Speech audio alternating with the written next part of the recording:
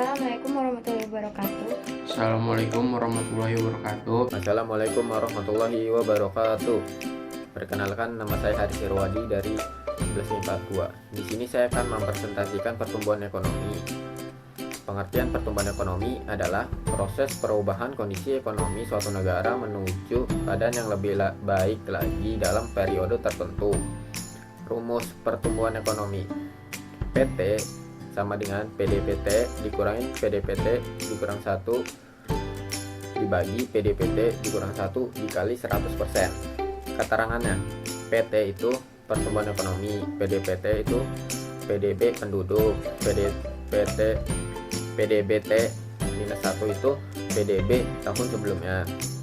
Yang ketiga, data pertumbuhan ekonomi Indonesia pada 5 tahun terakhir. Data BPS atau Badan Pusat Statistik menunjukkan pertumbuhan ekonomi pada masa awal pemerintahan Presiden Joko Widodo dan Wakil Presiden Yusuf Kala di tahun 2014 mencapai 5,02%, lalu turun di tahun 2015 menjadi 4,79%, dan naik di tahun 2016 menjadi 5,03%, dan tahun 2017 menjadi 5,07%. Lalu tahun 2016 menjadi 5,17%. Lalu di tahun 2019 turun menjadi 5,02%, dan di tahun 2020 menjadi 5,32%. Pembangunan ekonomi dan pertumbuhan ekonomi. Yang pertama, pembangunan ekonomi, peningkatan pendapatan per kapita disertai dengan peningkatan kesejahteraan masyarakatnya. Sedangkan untuk pertumbuhan ekonomi tidak disertai naiknya pendapatan per kapita, tidak disertai dengan peningkatan kesejahteraan masyarakatnya. Yang kedua, pembangunan ekonomi merubah struktur perekonomian. Sedangkan pertumbuhan ekonomi tidak merubah struktur perekonomian. Yang ketiga, pembangunan ekonomi meningkatkan kualitas dan kuantitas barang dan jasanya. Sedangkan untuk pertumbuhan ekonomi, peningkatan barang dan jasa hanya secara kuantitas atau jumlah barangnya. Faktor yang memengaruhi pembangunan ekonomi. Yang pertama, ada kekayaan alam yang dimiliki atau sumber daya alam yang dimiliki. Faktor ini terbilang cukup penting karena dapat mempengaruhi peningkatan ekonomi suatu negara. Kekayaan alam atau sumber daya alam juga merupakan suatu modal dasar untuk melakukan kegiatan ekonomi. Yang kedua, ada jumlah dan kualitas penduduk atau kita sebut sebagai SDM. Apabila suatu negara memiliki kualitas SDM yang terbilang cukup tinggi, maka peningkatan pembangunan ekonominya akan berjalan dengan cukup pesat. Sebaliknya, apabila suatu negara memiliki kualitas SDM yang terbilang cukup rendah, maka peningkatan pembangunan ekonominya akan berjalan dengan lambat. Yang ketiga, ada sumber daya modal yang dimiliki. Apabila suatu negara memiliki modal yang cukup tinggi atau besar, maka negara tersebut dapat meningkatkan atau melaksanakan kegiatan ekonomi secara bervariatif sehingga dapat meningkatkan pembangunan ekonominya pula. Setelah itu, yang keempat ada penguasaan ilmu pengetahuan dan teknologi. Dengan adanya penguasaan ilmu pengetahuan dan teknologi ini dapat membantu kita untuk mengolah sumber daya alam sehingga dapat meningkatkan produktivitas secara lebih efisien dan produktif. Setelah itu, ada keadaan sosial dan budaya pada masyarakat. Apabila suatu masyarakat terdapat konflik di dalamnya, maka kegiatan ekonomi tidak akan berjalan dengan lancar. Sebaliknya, apabila keadaan sosial dan budaya masyarakat cukup baik, maka kegiatan ekonomi akan terus berjalan. Setelah itu yang terakhir ada keadaan politik suatu negara. Apabila keadaan politik suatu negara tidak stabil, maka akan mempengaruhi kegiatan ekonominya juga. Faktor yang mempengaruhi pertumbuhan ekonomi. Faktor yang mempengaruhi pertumbuhan ekonomi ini dibagi menjadi dua kategori. Yang pertama ada faktor ekonomi. Faktor ekonomi ini terdiri dari SDA. SDA ini bagi pertumbuhan ekonomi jika melimpah akan memberikan dampak yang sangat besar, yaitu meningkatnya pembangunan ekonomi atau menunjangnya pembangunan ekonomi. Setelah itu yang kedua ada SDM. Bagi pertumbuhan ekonomi, SDM tidak hanya dengan jumlahnya saja, tetapi juga tingkat efisiensi data. Itu yang ketiga ada akumulasi modal, dan yang keempat ada tenaga manajerial dan bagian organisasi produksi. Kedua faktor ini merupakan faktor yang berkaitan langsung dengan kegiatan produksi atau pengolahan produksi, sehingga merupakan salah satu faktor yang cukup penting. Setelah itu ada teknologi, dan yang terakhir ada pembagian kerja dan skala produksi. Nah, yang kedua itu ada kategori kedua itu ada faktor non-ekonomi. Yang pertama yaitu sikap masyarakat dan aspek sosial budayanya. Setelah itu ada susunan tata hukum. Nama saya Kanarsian Putri dari kelas 11 MIPA 2, absen 17. Di sini saya akan membahas tentang teori pertumbuhan ekonomi. Pertumbuhan ekonomi dibagi menjadi beberapa teori.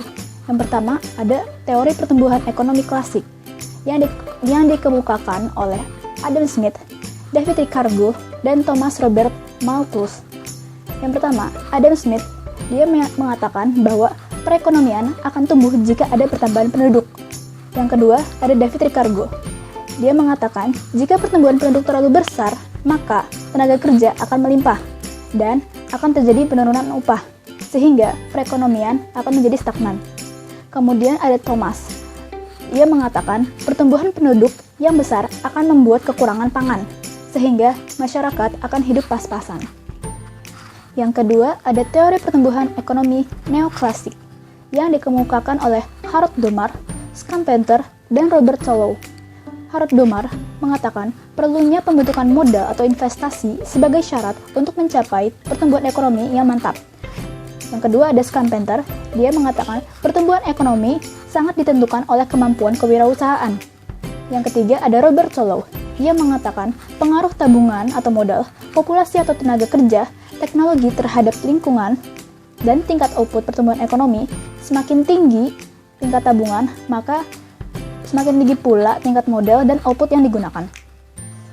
Yang ketiga ada teori pertumbuhan ekonomi historis yang dikemukakan oleh Frederick, Werner Sombart, Walt Whitman Rostow, dan Karl Bacher. Frederick mengatakan pertumbuhan ekonomi muncul akibat dari tata cara produksi yang dilakukan oleh manusia.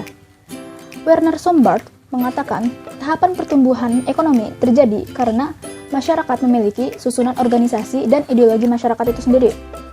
Kemudian yang ketiga ada Walt Whitman Rostow. Dia mengatakan pertumbuhan ekonomi suatu negara akan mengalami 5 tahapan. Tahapan apa saja itu? Yang pertama itu ada tahapan tradisional, yang kedua transisi, yang ketiga tinggal landas, yang keempat menuju kematangan, dan yang terakhir ada tahap konsumsi masa tinggi. Yang kelima ada Karl Bacher. Karl Bacher mengungkapkan bahwa menguraikan pertumbuhan ekonomi suatu negara berdasarkan hubungan produsen dengan konsumen. Kemudian yang terakhir ada teori pertumbuhan ekonomi Kozinets. Kozinets mengatakan bahwa pertumbuhan ekonomi merupakan kenaikan kemampuan jangka panjang suatu negara dalam menyediakan berbagai jenis barang-barang ekonomi dengan jumlah yang banyak kepada penduduknya. Perkenalkan, nama saya Muhammad Farhan Afandi dari kelas 11 MIPA 2, nomor absen 18. Saya akan menjelaskan materi tentang keberhasilan pembangunan ekonomi dan masalah-masalah pembangunan ekonomi di negara berkembang. Perencanaan pembangunan ekonomi merupakan awal dari membangun ekonomi menjadi lebih baik dari sebelumnya. Karena itu, perencanaan harus dirumuskan dengan matang, kuat agar pembangunan dapat berjalan sesuai dengan tujuan yang ingin dicapai. Di Indonesia, perencanaan pembangunan nasionalnya dikoordinasi oleh Kementerian Perencanaan Pembangunan Nasional atau PPN atau Bappenas, Badan Perencanaan Pembangunan Nasional. Untuk mengukur keberhasilan perencanaan pembangunan ekonomi, terdapat beberapa indikator keberhasilan yang dipakai oleh banyak negara, yaitu yang pertama ada struktur ekonomi. Perkembangan ekonomi dapat diukur dari perubahan sektor yang menyumbang kontribusi terbesar dalam pendapatan nasional. Contohnya adalah pergeseran sektor pertanian menjadi sektor industri. Yang kedua, ada pendapatan per kapita. Pertumbuhan ekonomi erat kaitannya dengan pendapatan per kapita. Jika pendapatan per kapita semakin naik, pasti disebabkan oleh perekonomian yang stabil. Artinya, kesejahteraan masyarakat akan terjamin. Yang ketiga, ada Indeks Pembangunan Manusia atau IPM. Terakhir adalah Indeks Pembangunan Manusia atau IPM yang menjelaskan bagaimana penduduk dapat mengakses hasil pembangunan dalam memperoleh pendapatan, kesehatan, pendidikan, dan sebagainya. Indeks ini dibentuk oleh 3 dimensi dasar, yakni umur panjang dan hidup sehat, pengetahuan, serta standar hidup layak yang dapat dilihat berdasarkan pendapatan per kapita, angka harapan hidup, dan durasi lamanya sekolah. Selanjutnya, ada faktor masalah-masalah pembangunan ekonomi di negara berkembang. Faktor masalah-masalah yang mempengaruhi: yang pertama, barang-barang modal. Barang-barang modal ini meliputi berbagai jenis barang yang digunakan untuk memproduksi output atau barang dan jasa. Misalnya, mesin-mesin pabrik, yang kedua ada peralatan pertukangan, dan sebagainya. Semakin banyak jumlah barang modal, barang dan jasa yang dihasilkan pun akan semakin bertambah. Meningkatnya hasil produksi barang dan jasa menandakan perekonomian mengalami pertumbuhan. Yang kedua, ada teknologi. Kemajuan ekonomi di berbagai negara terutama ditimbulkan oleh kemajuan teknologi. Kemajuan teknologi menimbulkan beberapa dampak positif dalam pertumbuhan ekonomi yang menyebabkan pertumbuhan ekonomi menjadi lebih cepat. Yang ketiga, tenaga kerja. Tenaga kerja masih merupakan faktor produksi yang dominan di negara-negara berkembang. Penduduk yang banyak akan memperbesar jumlah tenaga kerja. Penambahan tenaga kerja ini memungkinkan suatu negara menambah jumlah produksi dan berpengaruh pada pertumbuhan ekonomi. Yang keempat, sumber daya alam. Sumber daya alam dapat mempermudah usaha untuk membangun perekonomian suatu negara. Sumber daya alam yang tersedia yang dimanfaatkan secara optimal akan membantu dalam proses pertumbuhan ekonomi. Yang kelima, kewirausahaan. Kewirausahaan merupakan kemampuan untuk berani mengambil risiko dalam melakukan suatu usaha, memperoleh keuntungan. Wirausahawan akan investasi yang menyebabkan semakin luasnya kesempatan kerja, meningkatkan output nasional, dan pada akhirnya akan meningkatkan penerimaan negara. Assalamualaikum warahmatullahi wabarakatuh.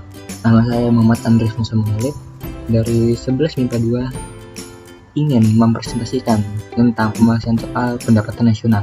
Oke, simak saja.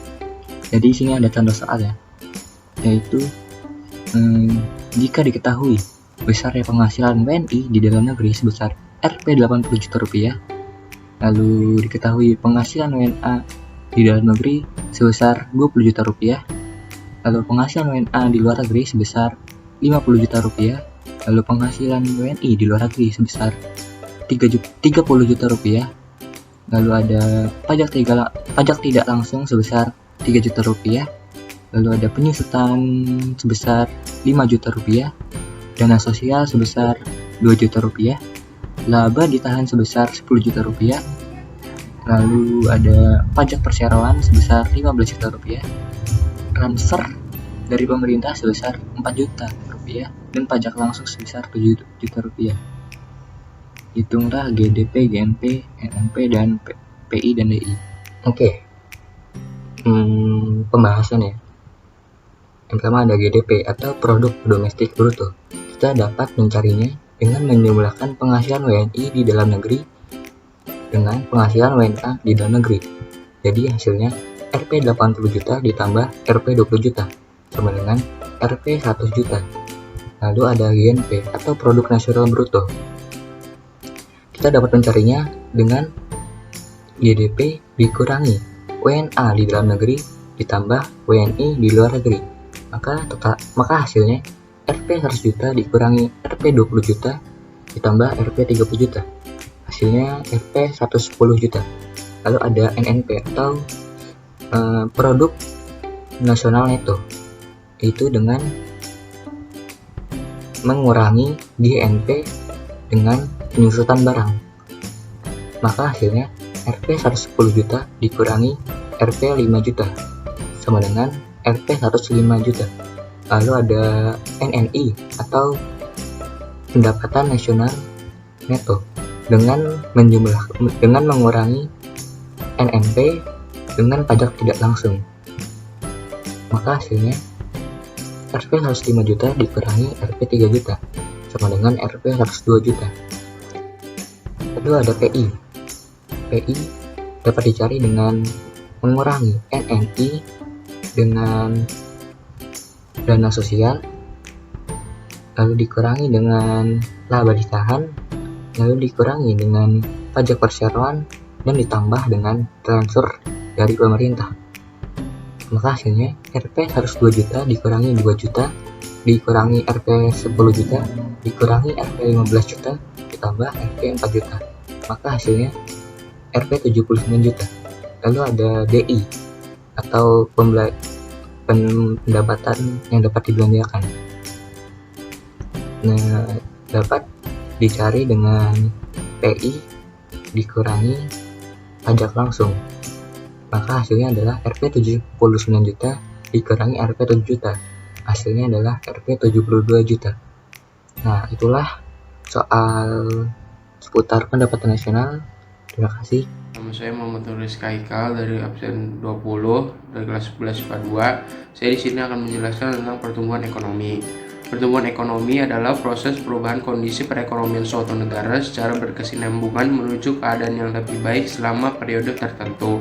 Pertumbuhan ekonomi dapat diartikan juga sebagai proses kenaikan kapasitas produksi suatu perekonomian yang diwujudkan dalam bentuk kenaikan pendapatan nasional.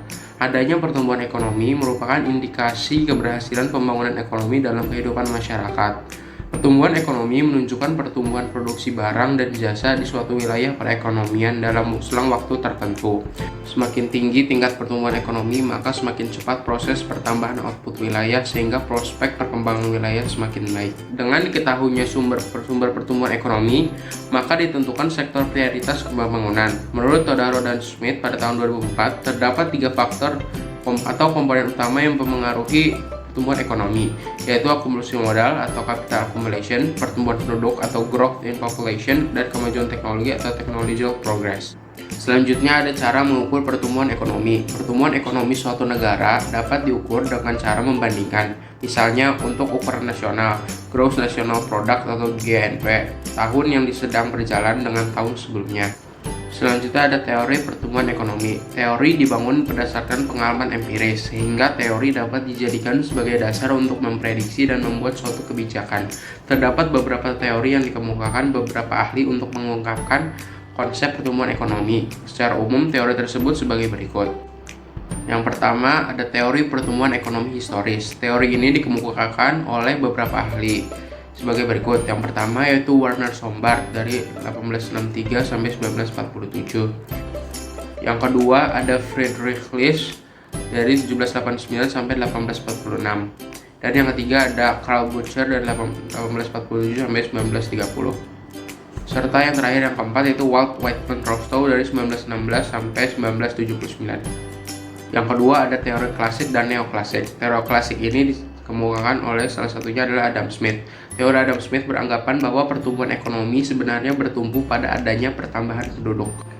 Yang kedua itu David Ricardo. David Ricardo berpendapat bahwa faktor pertumbuhan penduduk yang semakin besar sampai menjadi 2 kali lipat pada suatu saat akan menyebabkan jumlah tenaga kerja melimpah.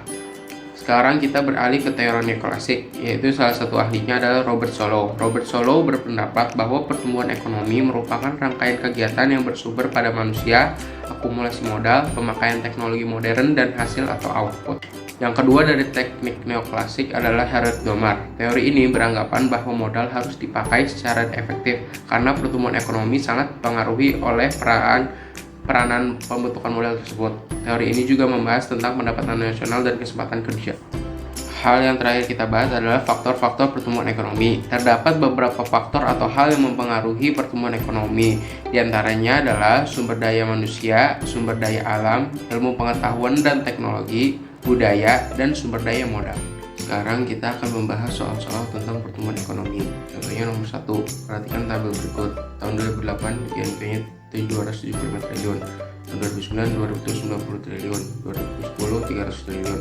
Laju pertumbuhan ekonomi tahun 2009 sebesar. Jadi penyelesaiannya adalah pertumbuhan ekonomi sama dengan GNP tahun 2009 min GNP tahun 2008 per GNP tahun 2008 kali 100%. Jadi 290 triliun min 275 triliun per 275 triliun kali 100% sama dengan 15 triliun per 275 triliun kali 100% sama dengan 0,0545 kali 100%. Jadi pertumbuhan ekonominya 5,45% yang menjadikan jawabannya adalah D. Soal nomor 2, perhatikan di bawah ini. GDP suatu negara itu tahun 2008 300 triliun, tahun 2009 325 triliun, dan tahun 2010 340 triliun. Pertanyaannya adalah dari tabel di atas besarnya lalu pertumbuhan ekonomi tahun 2009 adalah penyelesaian dari soal tersebut adalah pertumbuhan ekonomi sama dengan GDP tahun 2009 min GDP tahun 2008 per GDP tahun 2008 kali 100% sama dengan 325 triliun min 300 triliun per 300 triliun kali 100%, yaitu sama dengan 25 triliun per 300 triliun kali 100%. Pertumbuhan ekonominya sama dengan 0,0833 kali 100%. Jadi pertumbuhan ekonomi pada tahun 2009 adalah 8,33% atau jawabannya D.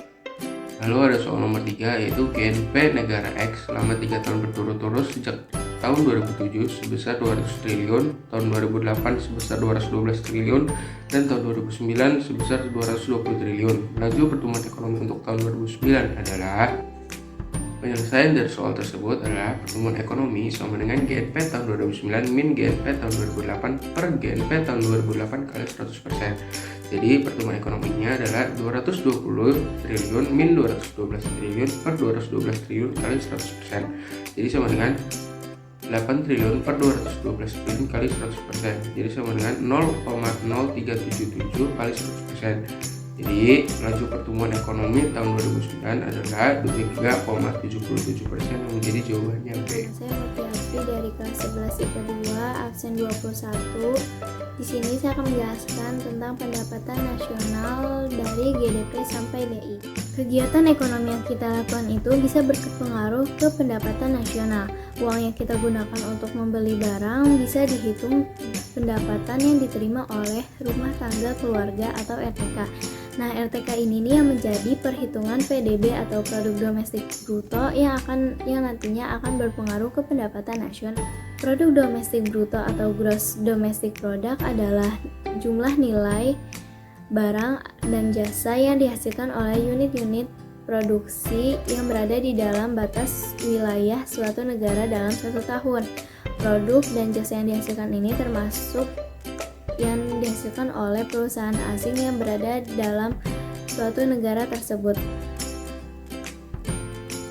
Contohnya, ada perusahaan A dari Jerman membuka cabang perusahaan yang di Indonesia, maka hasil produksi perusahaan yang ada di Indonesia tersebut akan masuk ke dalam PDB Indonesia.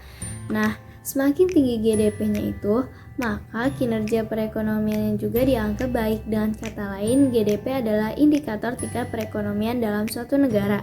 Cara menghitung GDP itu ya dengan rumus GDP sama dengan pendapatan warga negara Indonesia dalam negeri ditambah pendapatan warga negara asing di dalam negeri. Nah, kalau warga negara Indonesia yang ada di luar negeri itu masuknya ke GNP atau PNB. Gross National Product atau Produk Nasional Bruto adalah perhitungan nilai berupa barang atau jasa yang dihasilkan oleh penduduk penduduk negara tersebut dalam 1 tahun. Nah, kalau PDP itu kan berdasarkan kewilayahannya. Kalau PNB ini berdasarkan kewarganegaraannya. Untuk menghitung GNP ini ada 2 rumus ya. GDP sama dengan pendapatan warga negara Indonesia di luar negeri ditambah pendapatan warga negara Indonesia di dalam. Yang kedua, GNP sama dengan GDP ditambah pendapatan warga negara Indonesia di luar negeri dikurangi pendapatan warga negara asing di dalam. Perhitungan yang tadi itu masih kasar ya. Waktu kita memproduksi suatu produk pastinya ada modal yang kita gunakan dan juga biaya proses produksinya.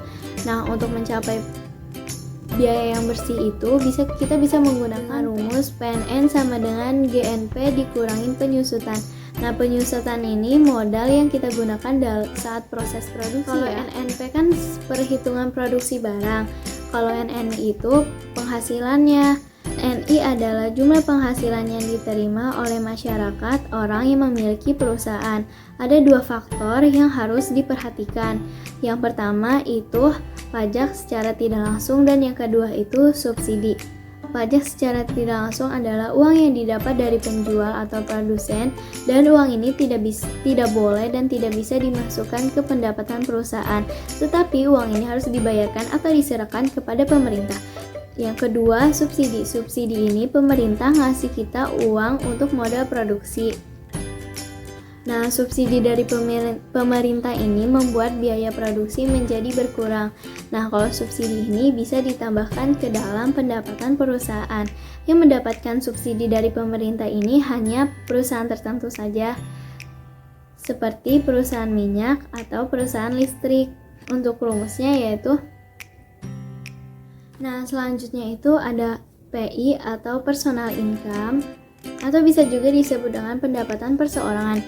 Nah, pendapatan perseorangan ini harus dikurangin oleh yang pertama itu pajak perseroan, yang kedua laba yang ditahan, yang ketiga jaminan sosial, yang keempat adalah asuransi. Dan pendapatan perseorangan ini juga harus ditambah dengan pembayaran pindahan atau transfer payment. Untuk rumusnya yaitu semakin besar nilai PI, semakin besar juga jumlah pendapatan nasional yang kita peroleh. Oh iya, personal income ini juga harus dikurangin oleh pajak langsung. Pajak langsung itu pajak yang tidak bisa dibebankan kepada orang lain dan harus orang itu yang bayar. Contohnya itu pajak kalau pendapatan perseorangan ini sudah dikurangin oleh pajak langsung, maka berubah nama menjadi disposable income atau DI. Kalau sudah dikurangin oleh pajak langsung, maka uang tersebut bisa kita gunakan untuk membeli barang, jasa, tabungan, atau berinvestasi. Perkenalkan, nama saya Nini Ramizandi, absen 22 dari kelas 11 MIPA 2. Di sini saya akan menjelaskan materi tentang metode pendapatan nasional.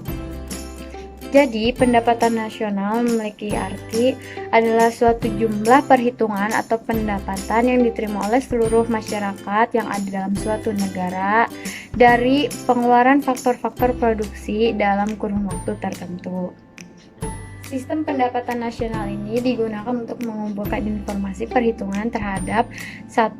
Nilai barang dan jasa yang diproduksi oleh negara, 2. Nilai berbagai jenis pengeluaran atas produksi nasional, yang ketiga jumlah pendapatan yang diterima oleh berbagai faktor produksi yang digunakan untuk menciptakan produk nasional tersebut.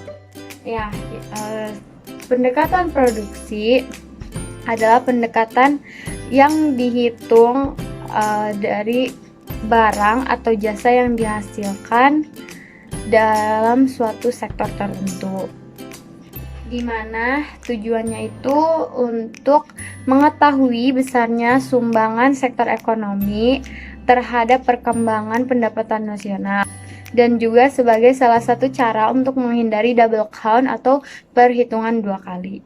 Pendekatan produksi dapat dirumuskan sebagai berikut. Y sama dengan P1 dikali Q1 ditambah P2 dikali Q2 ditambah seterusnya ditambah Pn dikali Qn, di mana P1 adalah harga barang ke-1, Q1 adalah jumlah atau jenis barang ke-1, P2 adalah harga barang kedua, Q2 adalah jumlah atau jenis barang kedua. PN adalah harga barang ke N, dan QN adalah jumlah atau jenis dari barang ke N. Selanjutnya ada pendekatan pendapatan, di mana pendekatan pendapatan yaitu pendekatan yang menghitung seluruh balas jasa yang diterima oleh pemilik faktor produksi akibat dari penyerahan faktor produksi kepada produsen. Faktor-faktor produksi yang termasuk dalam perhitungan adalah upah, sewa, bunga, pendapatan keuntungan perusahaan, dan juga usaha perorangan. Pendekatan pendapatan dapat dirumuskan sebagai berikut. Y sama dengan R ditambah W ditambah I ditambah P, di mana Y adalah pendapatan nasional, R adalah upah, W adalah sewa, I adalah bunga, P adalah pendapatan dari keuntungan perusahaan dan juga usaha perorangan. Selanjutnya pendekatan pengeluaran, di mana pendekatan pengeluaran itu untuk menghitung seluruh pengeluaran yang dikeluarkan oleh rumah tangga. Pendekatan pengeluaran dapat dirumuskan sebagai berikut. Y sama dengan C plus I plus G plus X dikurang M, di mana Y adalah pendapatan nasional, C adalah konsumsi rumah tangga, I adalah investasi, G adalah pengeluaran pemerintah, X adalah ekspor, M adalah impor. Sekian dari saya, mohon maaf bila ada kesalahan. Sekian dari saya, terima kasih.